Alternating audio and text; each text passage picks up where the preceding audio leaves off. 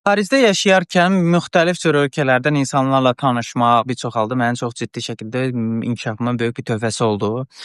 Bu günləri düşüncələrimi sizə paylaşdığımda düşünün ki, fərqli ölkələrdəki insanların düşüncələrini də bura analizlərini eləyərək bunların fikirlərini paylaşıram. Və xarici ölkədəki insanların işə yanaşması və yaxud da ki, bir məsələyə yanaşması müxtəlif cür olur. İnkişaf etmiş ölkələrdə rəqabət anlayışına daha çox inkişaf yönümlü baxınılırsa, inkişaf etməkdə olan ölkələrdə daha çox insanı qaralamaq, bir insanın üstünə keçmək və yaxud da qorxu içərisində olmaq, görəsən bu insan məndən qabaqdadır, mən onun önünə necə keçə bilərəm? Müxtəlif cür hansı ki, düşüncələr var ki, bunlar ölkələrin düşüncələrinə görə, cəmiyyətə görə də dəyişən bir faktordur. Qıtlıq bilincində olan insanların düşüncələri sağlam bir rəqabətdən söhbət gedə bilmir. Çünki bunların inancı belə bir şeydir ki, hər şeydən qıtdır, bolluq enerjisində olmurlar. Yəni pul qıtdır, insanlar qıtdır və yaxud da ki, çalışacağı insanları fikirləşir ki, çox az bir insan var ki, mən ancaq onları əldə eləməliyəm, filan kəs də var, mən onu əzməliyəm, üstə keçməliyəm. Yəni burada bir-birinə insanların inkişafından söhbət gedə bilməz. Burada sektorun inkişafından söhbət gedə bilməz. Çünki insanlar artıq qorxu içərisindədir. Bir şeyləri əldə eləmək üçün fərqli yollar istifadə eləyirlər və bu baxımdan da ki, bolluq enerjisində olmayan insanlar çox qazana da bilmirlər. Yəni burada əsas kilit nöqtə də burdadır.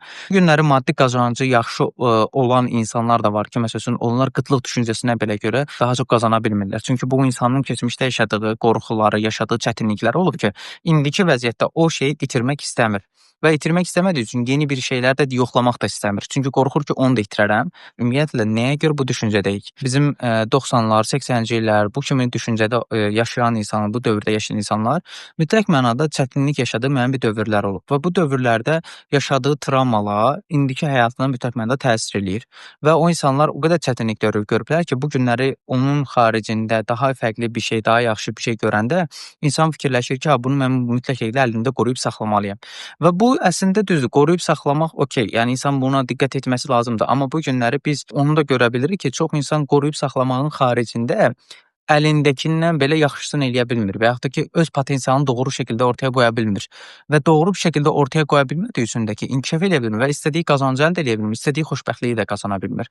Yəni məsələ elə deyil ki, məsələn biri 30 min qazanır, biri 100 min qazansın məsələsi deyil. Yəni bu günləri həqiqətən də bir çox insanlarımız həyatından şikayətlənir. Yəni olduğu yerdə məmnun deyil, olduğu şəraitdə məmnun deyil, əldə etdiyi qazancdan məmnun deyil və bunlar da ki, sırf qıtlıq düşüncəsindən yaranır. Bu günləri biz ya onu yaşadığımız üçün o qıtlıq düşüncəsindəyik, yaxud da ki, atadan aldığı qıtlıq düşüncələri var. Yəni o insanların atasının, anasının məsləhətlərinə qulaq asaraq, bu yoldan get, bunu elə, bu cür yaşa, bu cür addım at, bu kimi eləyən şeyləri artıq o istiqaməti atasından, anasından alır, yəni bu düşüncəni. Və bu baxımdan da ki, iki cür qıtlıq düşüncəsi yaranır.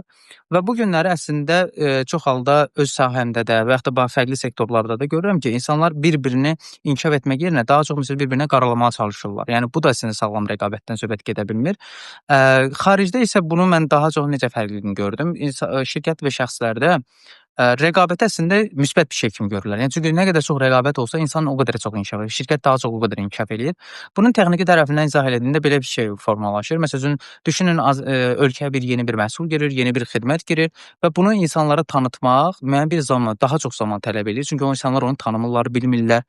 Amma məsələn bir məhsul və ya xidmətin olduğu halda çoxlu rəqabət varsa, orada insanları içinə etmək və ya onları təsir etmə qüvvəsi daha çox yüksək olur və daha tez bir şəkildə qazanmaq olur. Yəni burada rəqabəti görürük ki, əslində rəqabət pis bir şey deyil. Rəqabət daha çox olması lazımdır ki, biz sahəmizdə daha çox qazanaq və ya da daha çox inkişaf eləyək.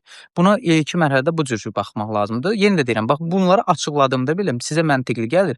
Məntiqli gələndə artıq sizin qıtlıq düşüncənizdən biraz daha uzaqlaşdığınızı görəcəksiniz. Çünki qıtlıq düşüncəsi bizə hər şeyin qıt olduğunu düşünür. Yəni rəqabəti belə pis bir şey kimi təqdim edir bizə. Ona görə də ki, bundan az da olsa bu videoda biraz da daha uzaqlaşacağımızı düşünürəm.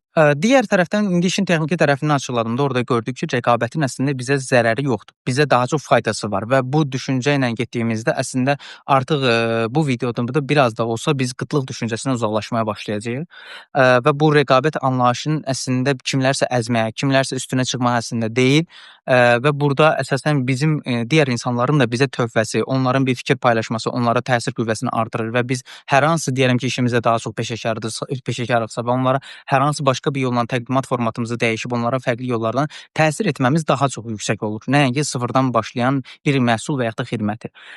Digər tərəfdə isə şuraltı ilə bağlı məsələdir. Mən hər zaman deyirəm ki, mən bununla bağlı bir post da paylaşmışdım ki, heç kimi özümə rəqəb kimi görmürəm. Əslində bunları bir çox insanlar bəlkə də yanlış anlamışdı, amma təbii ki, orada bir açıqlamasını vermişdim ki, burada eqo məsələsi deyil əslində. Hər kəsin getdiyi bir həyat yolu var. Yəni məsəl üçün mənim sektorumda da deyələm ki, məndən başqa 100 nəfər var və bu günləri əgər mənə müraciət eləməyən insan başqa bir X bir insana müraciət eləyirsə, bu mənim üçün problem təşkil eləmir, eləməməlidir də və yaxud da başqa bir insana da. Çünki hər kəsin bir enerji alanı var, bir frekans alanı var.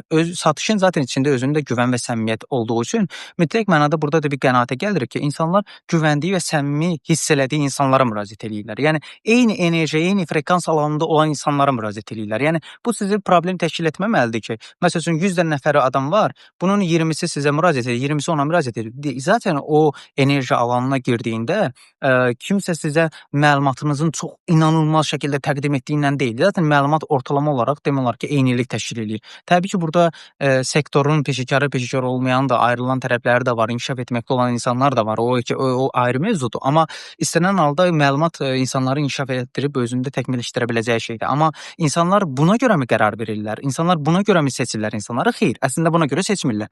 İnsanların daha çox diqqət elədiyi, onunla nə qədər güvən və səmimiyyət qura bilərəm, nə qədər onların enerji alanına girə bilirəm. Bu günləri mənim insanlar profilimə daxil olanda 90% insanlar mənə bunu deyir. Fərhad bəy, sizin səmimiyyətiniz xoşuma gəldi. Fərhad bəy, siz məsələyə tamam fərqli aspektdən yanaşırsınız. Fərhad bəy, yəni mənim istədiyim bir enerji alanı var, bir istədiyim frekans insanlar var ki, onların mənə müraciət eləməsini istəyirəm. Zaten səhifəmdə yansıtmaq istədiyim şeylər də odur.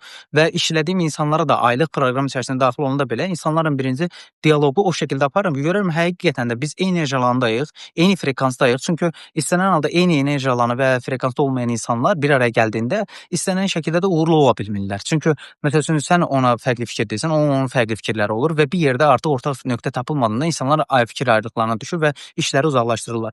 Yəni bu halda insanlar düşünməməlidir ki, hər kəs mənim müştərimdir, hər kəsə mən sata bilərəm.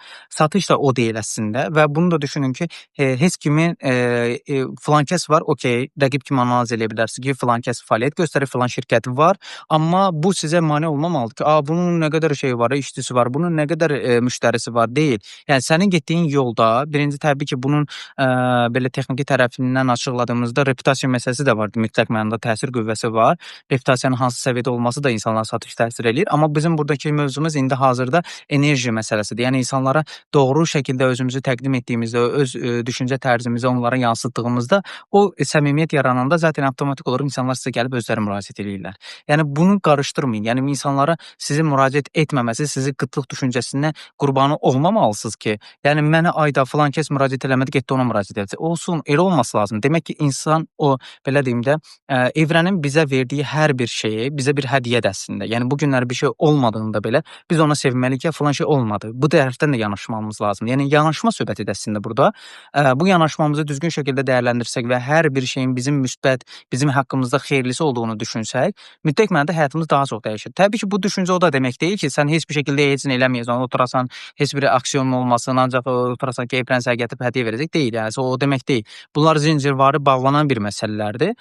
Demək istədiyim yəqin ki, başa düşdünüz burada. Yəni bu məsələyə diqqət eləsək, bolluq düşüncəsində olsaq, hər kəsin bir deməli qazancı var və hər kəsə yetəcək qədər pul var əslində.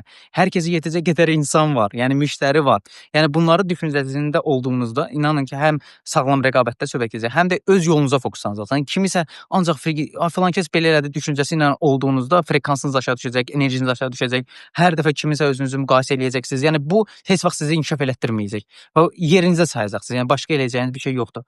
Mənim düşüncəm bundan ibarətdir. Qıtlıq düşüncəsində olmamaq, düşüncənizi bolluq enerjisinizə daşıyın və mütləq mənada rəqabətin sağlıqlı bir olması üçün onun sizin həyatınıza, işinizə və sahənizə inkişafına olduğunu düşünün. Bu həyatınızda inanılmaz şəkildə çox təsir olacaq. Heç kimin rəqibi deyil. Heç kim hər kəsin öz həyat yolu var. Hər kəsin öz qazanc yolu var.